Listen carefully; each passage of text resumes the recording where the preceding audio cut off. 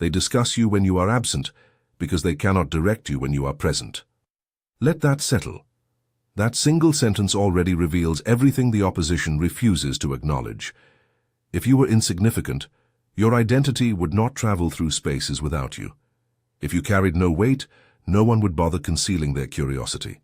Quiet is what folks offer to things they overlook. You receive murmurs because you altered the atmosphere. Consider a beam of light on a blackened stage. The illumination does not pursue focus. Everything else orients toward it. That is what occurred to you. You did not declare yourself. You did not request allowance. You simply became visible. And the instant you did, dialogues began shaping behind sealed entrances, not because you were noisy, but because you were unavoidable. Here is a reality most individuals dislike hearing. The human mind is wired to fixate on dangers and on things it craves. Research demonstrates folks remember faces, identities, and deeds tied to intense feeling far longer than indifferent ones. So when someone keeps repeating your identity, observing your actions, following your advancement, that signals you triggered something genuine. Curiosity, jealousy, remorse, motivation, dread. Choose. Indifference never enters that calculation. Chosen one, this is where you need to pay attention carefully. You did not become the focus of attention by striving. You became it the moment you ceased diminishing, the moment you ceased justifying yourself, the moment you ceased pursuing endorsement. That quiet you entered produced more disturbance than any proclamation ever could. People do not speak this extensively about someone they have released. That is a falsehood they recite to themselves. Genuine detachment is silent. What you are observing is obsession, masquerading as separation. They revisit your phrases. They reinterpret your deeds. They fill voids with narratives because uncertainty drives them mad. You may have observed it. The abrupt, frigid stares. The uncomfortable atmosphere when you enter a space. The manner conversations halt, then resume once you depart. That is not happenstance. That is realignment. Individuals recalibrating around a presence they did not anticipate feeling so intensely. When you were quiet, mending, reconstructing, remaining low profile, nobody cared. You blended in. You were safe to overlook.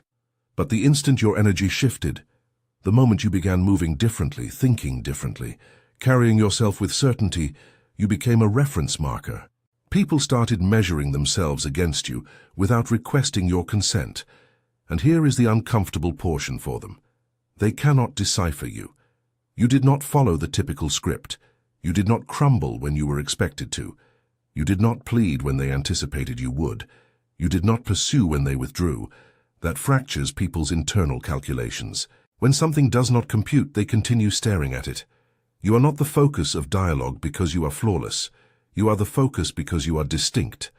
And distinction disrupts ease.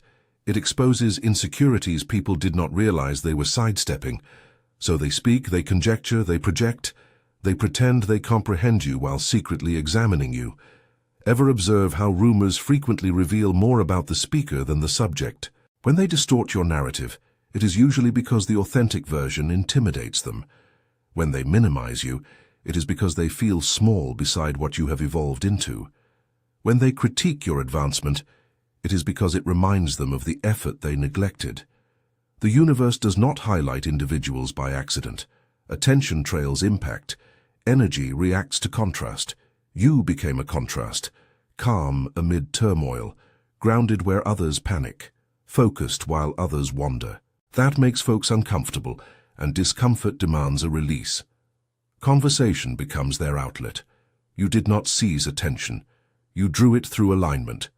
You did not chase relevance. You embodied it by living sincerely. And now, whether they acknowledge it or not, you exist rent-free in locations you have never even entered.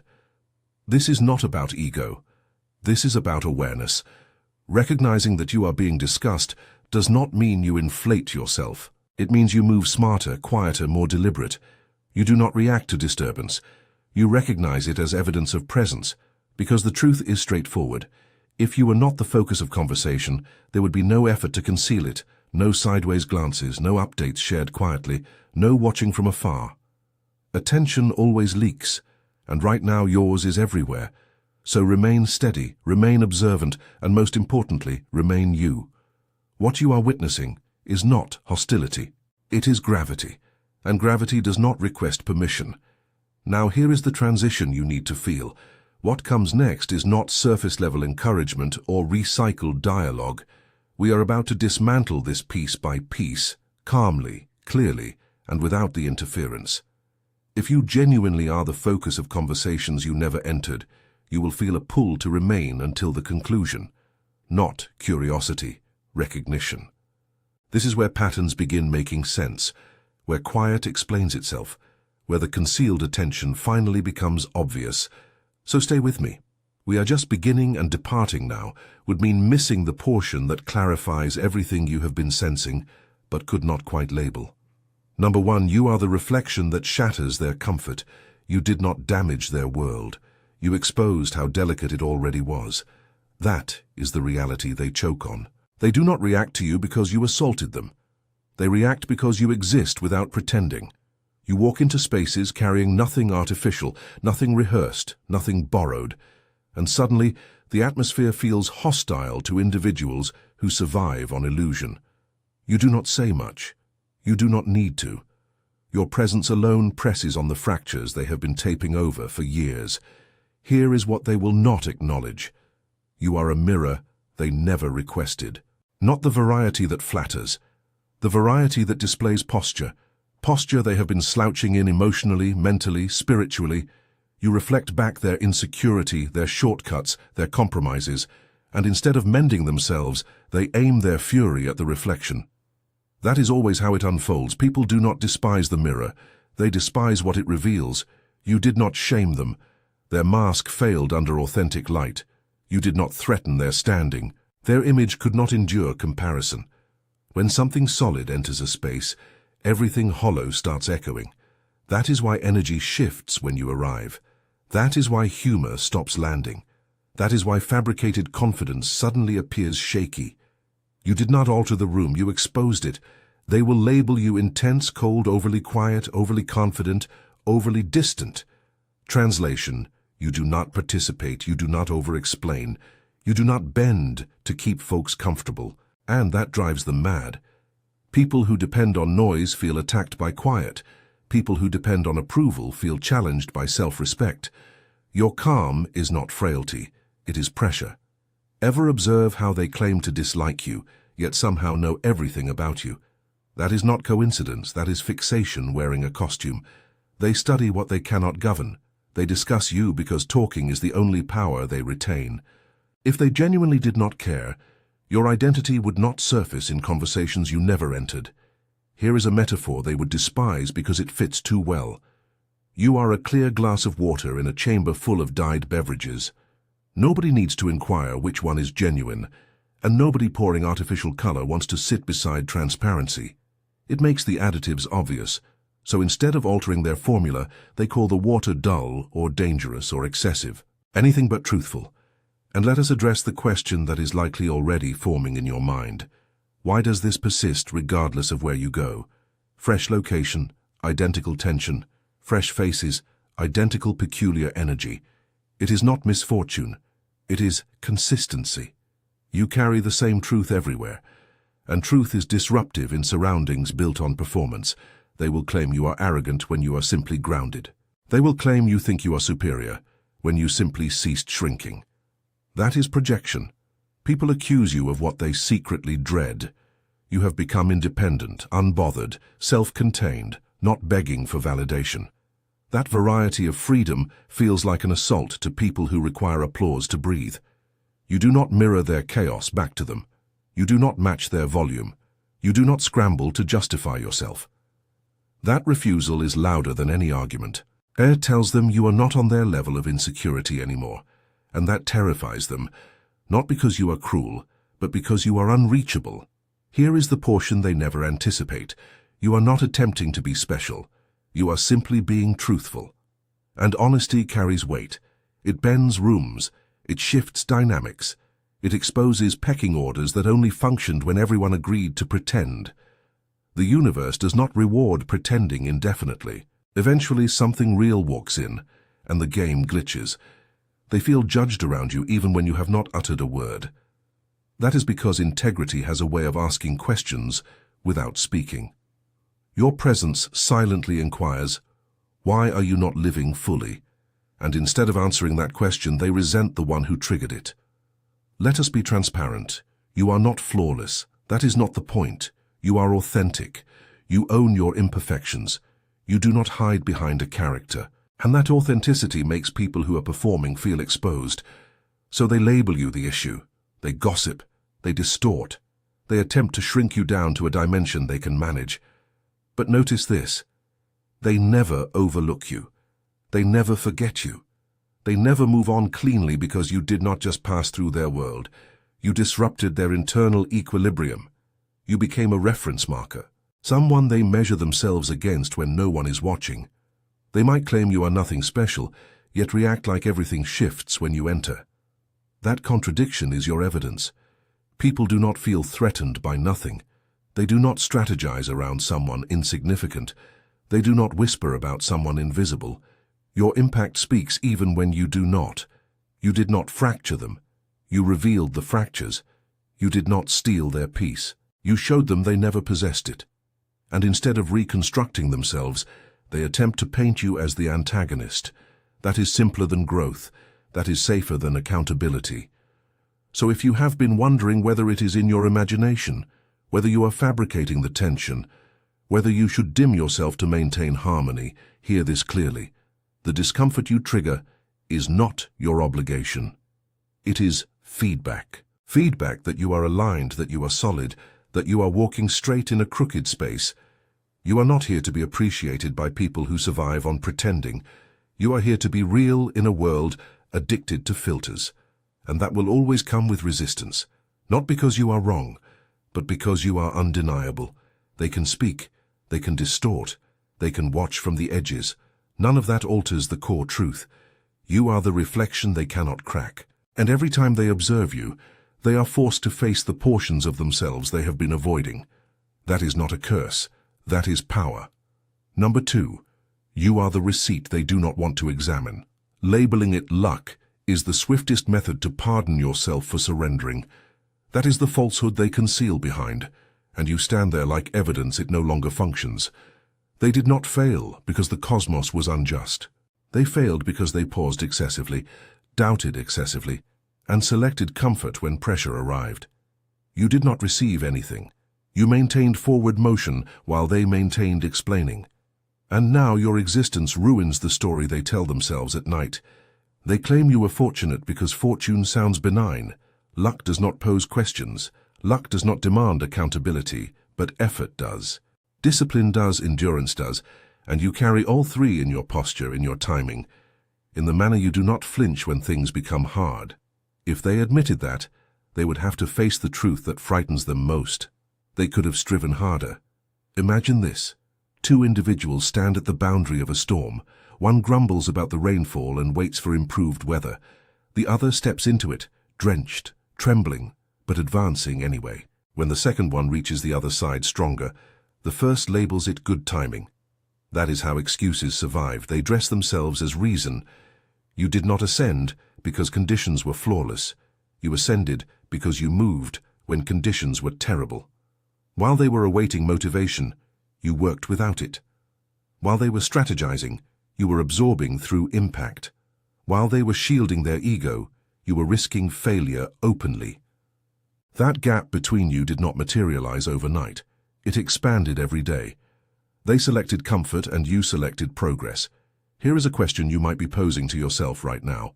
Why do they downplay your effort instead of acknowledging it? Because admitting your grind forces them to face their own stagnation. It is simpler to rewrite your story than to rewrite their patterns. So they label your work luck. They label your discipline timing. They label your advancement connections. Anything except what it genuinely was, earned. Imagine observing someone scale a mountain you abandoned halfway. You would not want to hear about their blisters, their stumbles, their terror. You would want to believe they possessed a shortcut. You did not. That is what they are doing to you. They do not want the truth because the truth requests too much of them. You did not make it appear easy. You made surrender appear obvious. That is why your advancement troubles them. You did not just succeed, you eliminated their alibi. Every step forward you took quietly erased another excuse they were clinging to. They told themselves they were awaiting the ideal moment. You demonstrated there is no ideal moment. There is only motion. Let us discuss pain because this matters. They believe pain disqualifies individuals. You demonstrated pain refines them. While they evaded discomfort, you learned within it. While they retreated from pressure, you adapted to it. Pain did not halt you, it trained you, and now they cannot stand observing the finished version without acknowledging the cost. Imagine a blade left untouched, dull but protected, versus one sharpened by friction. Friction aches, it grinds, it strips material away, but it creates something functional. You did not evade friction, you leaned into it. And now you cut through situations they still struggle to enter. They will pose questions they already know the answers to. How did you accomplish it? Who assisted you? What was your secret? But they do not genuinely want the truth because the truth sounds tedious and demanding. Consistency, sacrifice, extended evenings, quiet losses, beginning again when no one was watching. That is not glamorous enough for individuals addicted to shortcuts. Excuses sound intelligent until someone demonstrates they were unnecessary. That is you standing there breathing evidence, and that is why conversations about you always feel tense. You did not win by cheating the system. You won by enduring it. And endurance makes idleness uncomfortable. Imagine this again. An individual sitting on the sofa, criticizing a runner crossing mile 20. The runner is drained, injured but still advancing. The critic feels powerful for a moment until they realize they have never tested themselves that way. That realization hurts more than envy. It exposes fear. You did not just reach a destination. You became evidence, evidence that waiting was optional, evidence that effort compounds, evidence that fear can be outpaced. And once evidence exists, excuses start crumbling. They will claim you had it easier. They were not present for the evenings you questioned yourself. They were not present for the moments you nearly surrendered. They did not observe the internal battles, the restarts, the reconstruction. They only observe the outcome. And outcomes without context make weak minds defensive. Here is another truth they will not articulate aloud. If they acknowledged your grind, they would have to admit they selected comfort over courage. That is a heavy thing to sit with, so they avoid it. They gossip instead. They minimize instead. They pretend you are an exception instead of an example. You did not advance because you were unique. You became unique because you did not stop. That line frightens them because it means nothing was stopping them except themselves. You may wonder if you should detail your journey to help them understand. Do not. People who benefit from misunderstanding will not listen anyway. Your life already answered every question they pretend to pose. Your consistency already explained everything. And let us be clear, this is not about arrogance. It is about accuracy. You know what it demanded. You know what it cost. You do not need applause from people who were not present. You do not need validation from people who surrendered early. Imagine a bridge constructed plank by plank, while others laughed from the shore. Once the bridge stands, they label it luck. They forget the hours. They forget the splinters. They forget the weight you carried. That is fine, the bridge still functions. Your role now is not to convince them, it is to continue. Every step you take forward quietly rewrites the rules they hoped would protect them. You do not have to utter a word. Your movement does the talking. So when they reduce your work to luck, hear what they are genuinely saying. I could not accomplish what you did. That is not your burden to carry. That is their mirror moment. You are proof. Excuses are merely attractive lies. People tell themselves to sleep at night, and every time you maintain forward motion, you expose that lie a little more. Number 3, you are the puzzle that angers them. They do not despise you. They despise that you do not come with instructions. That is the genuine irritation. You did not just fracture their expectations, you escaped their understanding. They are accustomed to patterns, predictable reactions, copy-paste personalities. You walked in without a label, without a script, without a necessity to explain yourself, and that short-circuited them. People become calm around what they comprehend. They become hostile around what they cannot decode. You have probably observed it. The staring, the subtle inquiries, the manner they mimic your tone, your habits, your timing. like studying a lock, hoping one more glance will make it open, but there is no key. You were not constructed from a template. You were shaped by pressure they evaded and choices they postponed. Imagine this. Someone attempts to reverse engineer a storm by observing the rainfall. They will never grasp it. The power is not in the drops. It is in the conditions that generated them. You are those conditions: quiet resilience, repeated reconstruction, learning how to remain steady when things collapse. That is not something you replicate. That is something you survive. They assume there must be a trick, a shortcut, a concealed advantage, because accepting the truth is uncomfortable. The truth is you maintained motion when surrendering would have been simpler. You adapted instead of collapsing. You reconstructed in quiet while they required noise and validation just to begin. That calm you carry is not an act. It is muscle memory. You confuse them because you did not become bitter where others fractured. That line resonates because it is accurate. They anticipate damage to appear loud, angry, obvious.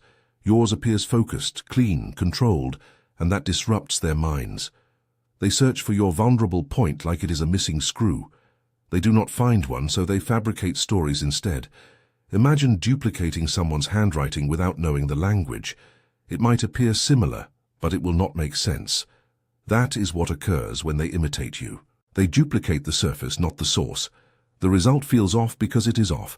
You are not a vibe, you are a process.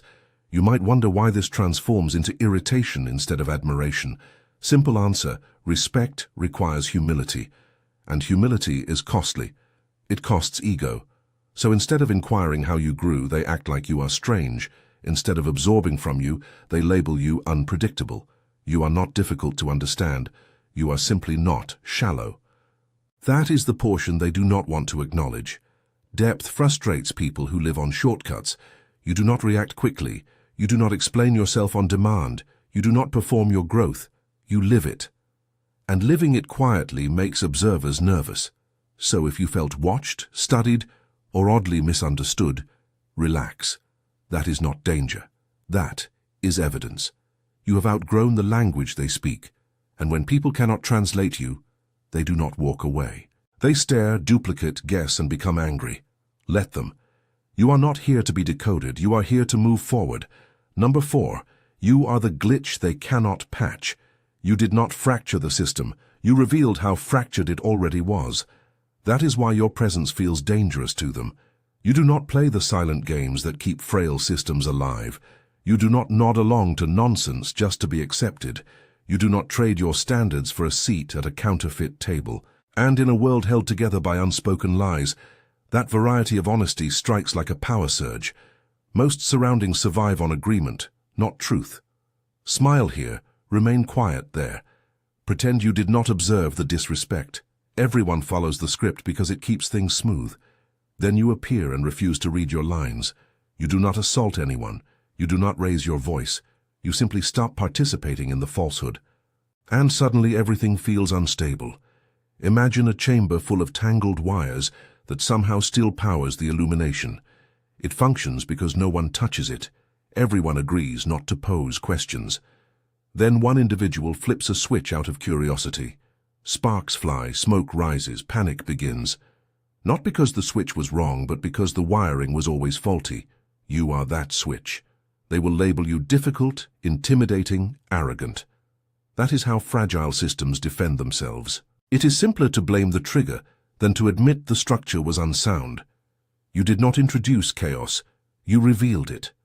The discomfort they feel is not about you. It is about observing the mess clearly for the first time. Here is the question you might be posing. Why do they react so intensely when you are simply being real? Because honesty removes their hiding places. When you speak plainly, their half-truths sound thin.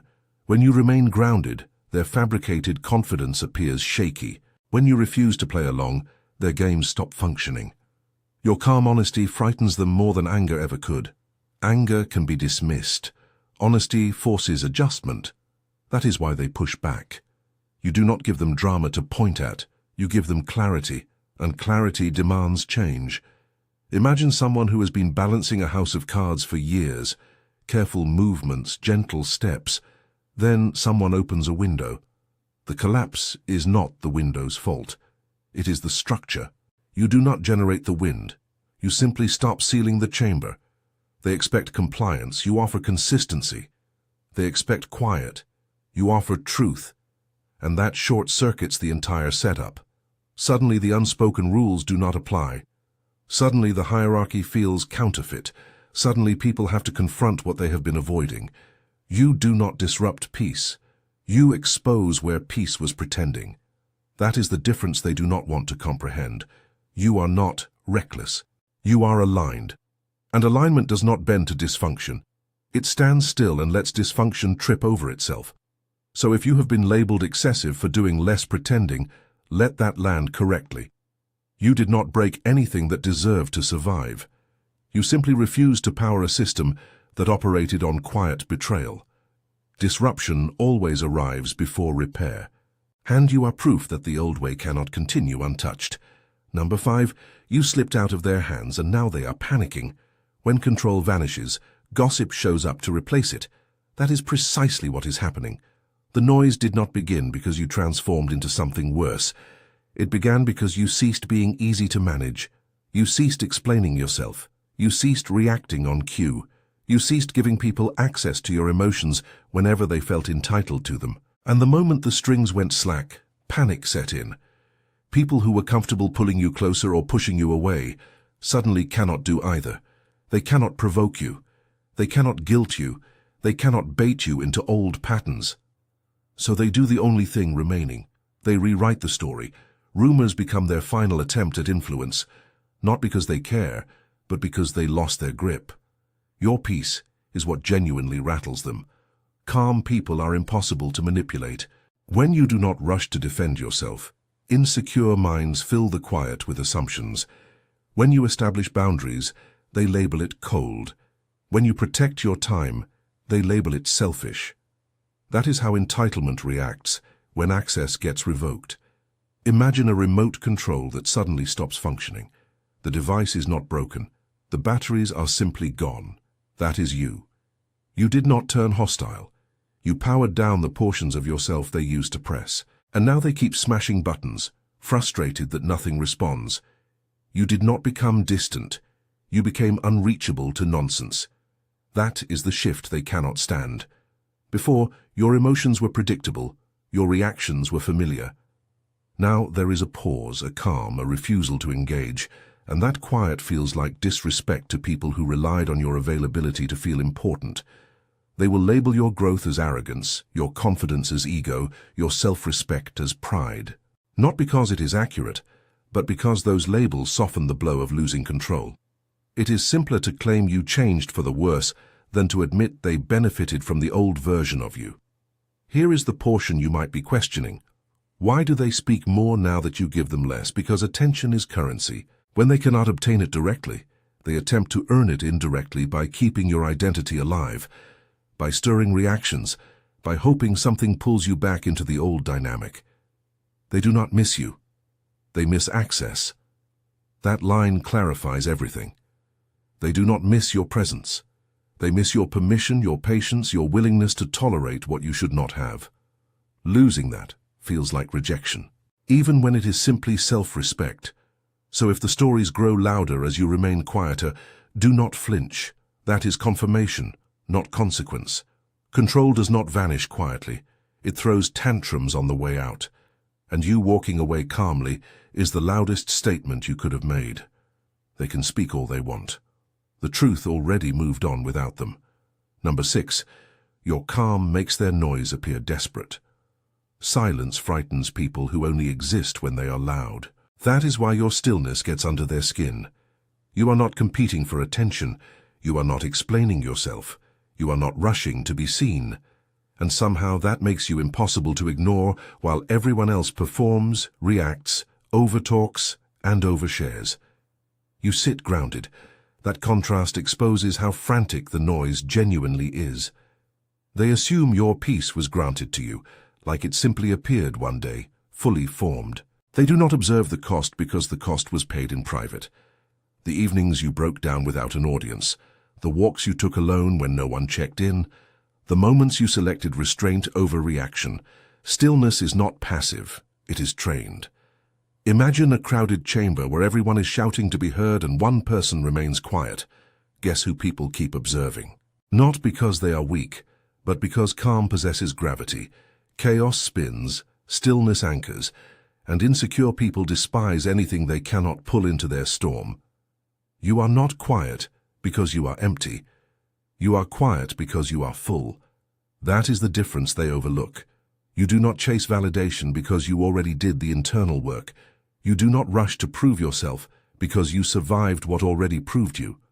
Your calm is not avoidance, it is containment. And containment appears threatening to people who leak emotion everywhere. Here is the question you might be posing to yourself. Why do they misread your boundaries as coldness? Because boundaries end access. And people who benefited from your openness feel exposed when it closes. Your boundaries are not walls, they are filters. You did not shut people out.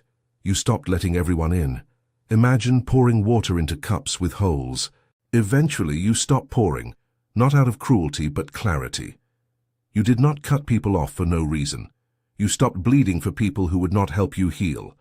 Your quiet is loud because it refuses to entertain nonsense.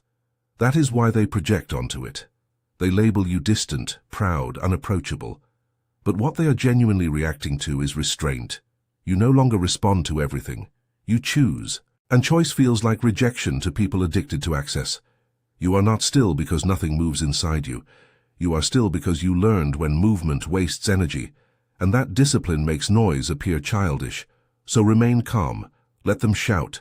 Let them spin stories. Your quiet presence already said everything that needed to be said. Number 7. You walked your own way and broke their scoreboard. You did not lose their approval. You outgrew the necessity for it. That is the portion they cannot digest. You did not wait to be selected. You did not angle yourself to fit their expectations.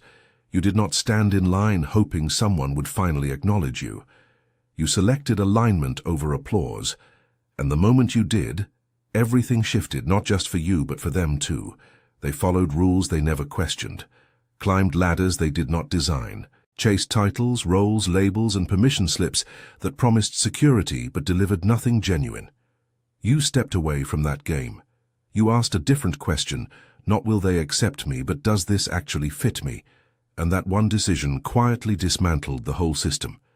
Imagine a race where everyone is sprinting in the same direction, exhausted, desperate to win. Then someone calmly exits the track and begins walking another way. No crowd, no cheers, just clarity. That is you. And suddenly the race appears ridiculous to the people still running. You did not rebel, you aligned. And alignment does not request votes. That is why your progress feels offensive to them. You did not need consensus. You did not need validation. You did not wait for permission to become yourself. You ceased saying no to your instincts. You ceased shrinking to keep things comfortable. And once you did that, momentum followed. Here is the uncomfortable truth they avoid. If your path functions without approval, then approval was never the requirement. And that means all the begging, performing, and compromising they did might have been unnecessary. That realization strikes harder than jealousy. It questions their entire strategy. You might wonder why this makes people defensive instead of curious, because curiosity requires courage. It takes strength to admit you followed the wrong map. It is simpler to mock the individual who left than to question why you stayed. Imagine constructing a house by the ocean while everyone else insisted the only safe location was inland. When the view turns out better and the structure holds, the crowd does not applaud. They criticize the location. That is what they are doing to you. Your freedom is not arrogance. It is evidence you trusted yourself. And that trust is what separates you now. You do not move for approval. You move with intention. You do not chase crowds. You build alignment. And alignment always wins in the long run because it does not depend on anyone else remaining convinced. They can keep their scorecards. You already left the game. Number 8. You are the frequency they cannot steal. They pretend they are finished with you, yet they never stop tuning in. That contradiction says everything. People do not monitor what they have moved on from. They do not study what no longer matters. What you are observing is not hatred. It is fixation attempting to save face. They watch your moves, your timing, your shifts, then laugh aloud as if they are unaffected. That laugh is cover. Obsession hates being exposed. They mock first because mockery feels safer than admiration. Admitting you are real would force them to admit they are empty, so they joke, they downplay, they roll their eyes.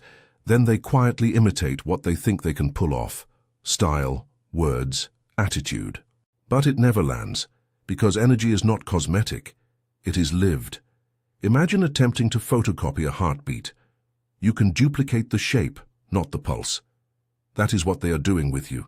They grab fragments and hope no one notices the missing depth. The result always feels flat, forced, slightly wrong. Because what makes you magnetic was not learned, it was earned. You are not special because you shine. You shine because you survived. That is the portion they cannot replicate. You did not obtain your energy from trends or validation.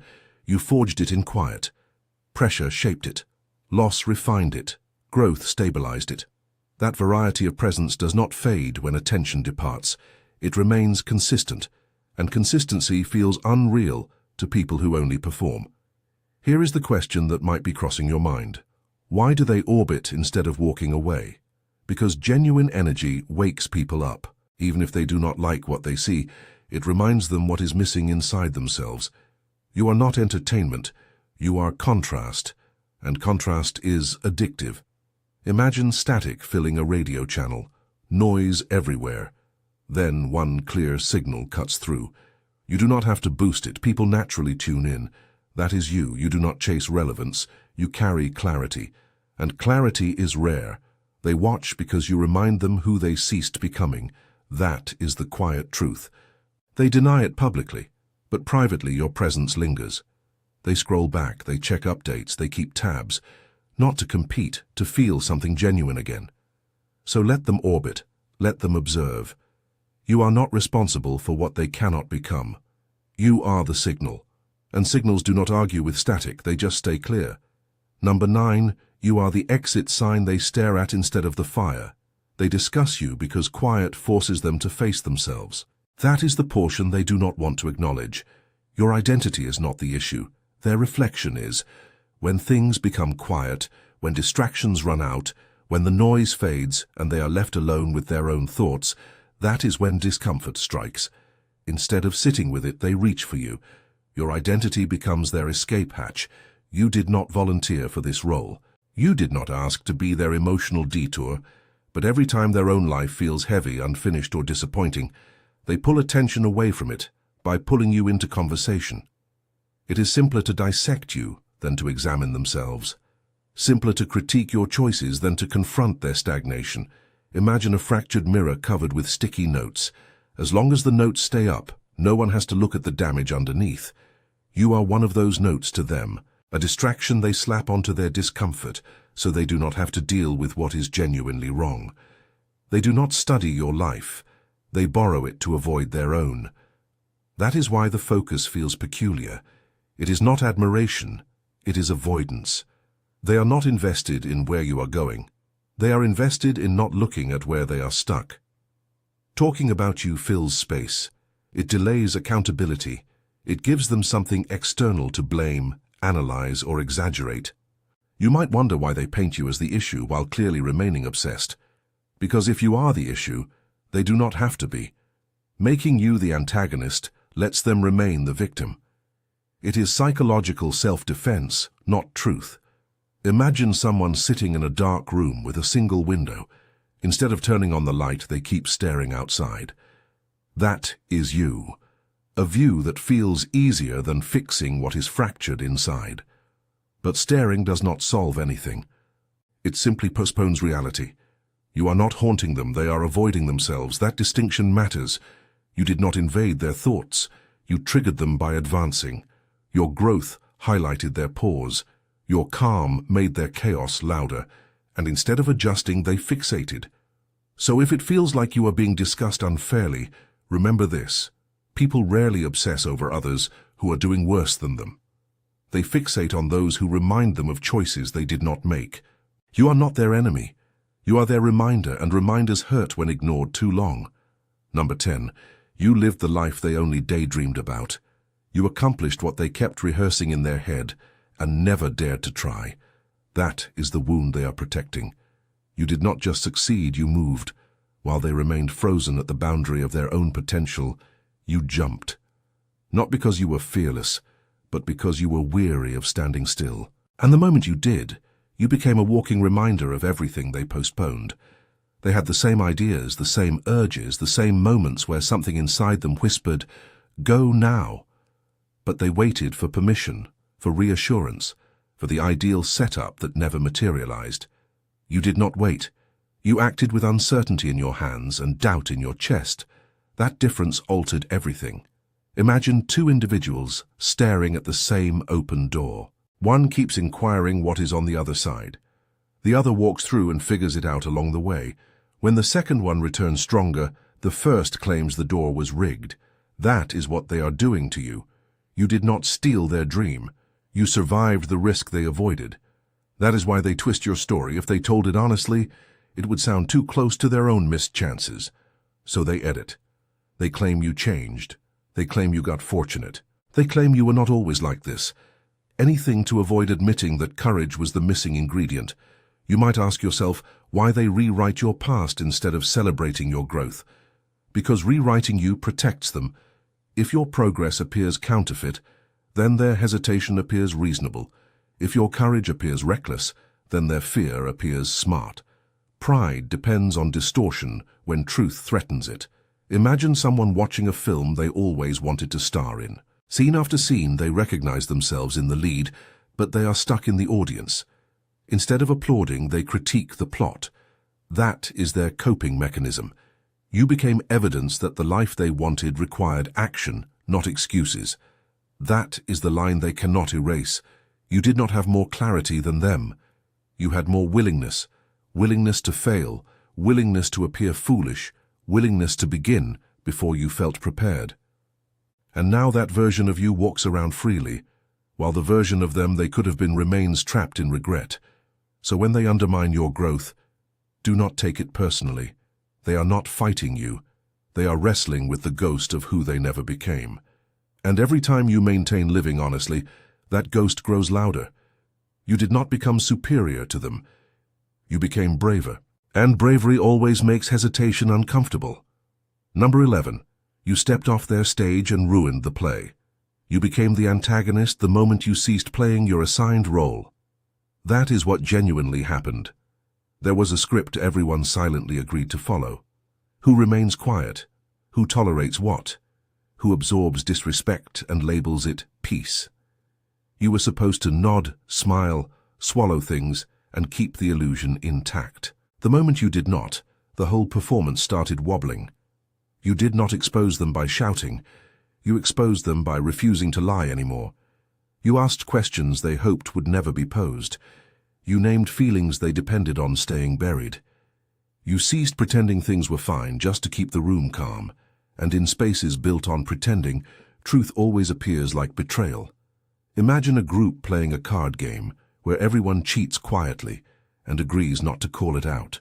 Then one individual flips the table and says, "This is not real." Suddenly that individual is not honest. They are disruptive, rude, dangerous. Not because they fractured the rules, but because they revealed there were no genuine rules to begin with. You did not break the peace. You broke the quiet that protected the lie. That is why the reaction feels extreme. You did not assault anyone. You stopped attacking yourself in private. You stopped carrying discomfort alone so others could stay comfortable.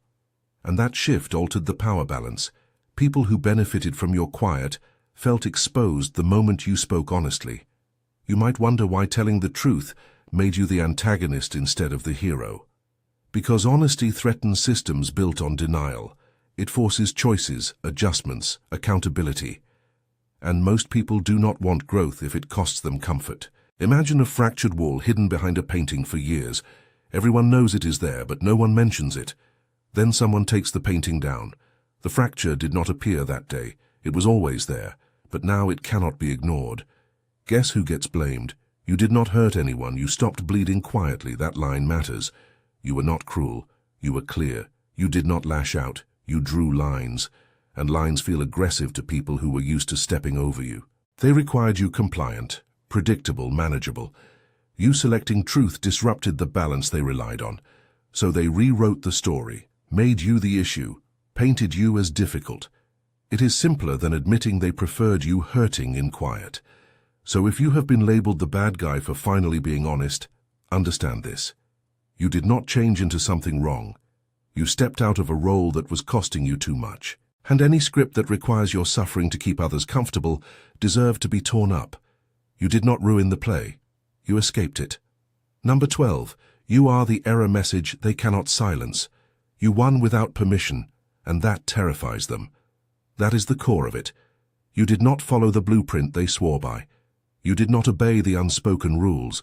You did not sacrifice yourself to fit inside their system. And yet, you still advanced. That alone fractures their logic. When someone wins without playing the game starts appearing counterfeit. Their system was built on trade-offs. Blend in and be accepted. Stay quiet and be rewarded. Obey first, live later. You ignored all of that. Not out of rebellion, but out of clarity. You selected alignment over obedience, and somehow the results came anyway. That is the glitch they cannot explain. Imagine a machine designed to reward only one variety of input. Everyone feeds it the same thing and waits for the same output. Then you walk up, put in something completely different, and it still functions. The machine freezes, lights blink, errors flash. That is you. Evidence the system was never absolute. They whisper, because whispers are safer than questions. Asking genuine questions would force them to admit they built their lives on rules that were not genuine. So instead of questioning the structure, they question you. Instead of fixing the system, they label you an anomaly. You did not cheat the rules. You revealed they were optional. That realization hurts more than failure, because failure can be blamed on effort. This cannot. Your existence suggests they could have selected differently. And once that thought enters the mind, it does not depart quietly. You might ask why the whispers never cease. Because glitches are not supposed to exist.